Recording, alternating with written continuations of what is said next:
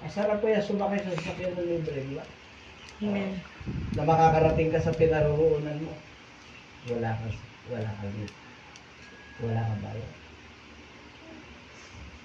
Ang pananalangin natin, ang ibabayad sa atin ng Diyos sa pamamagitan ng ating pananalangin, tumitibay ang ating relasyon.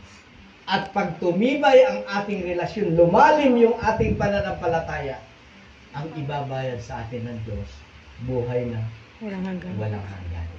Amen? Amen. Kaya manatili lang tayo na mamuhay sa liwanag. Magpakatotoo tayo, sabi ko.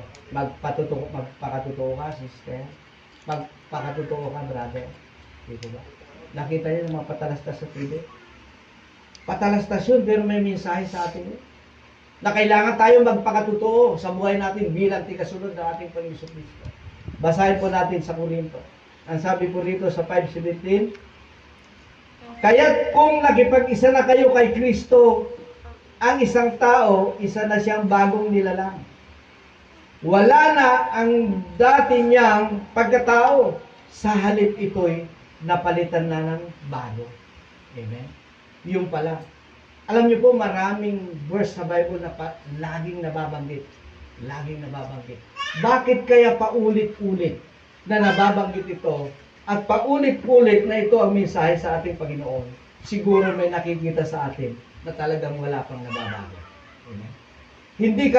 Ako hindi exempted dito. Hindi ko masasabi rito na lahat ay nabago ko na sa aking sarili. Hindi po ganun.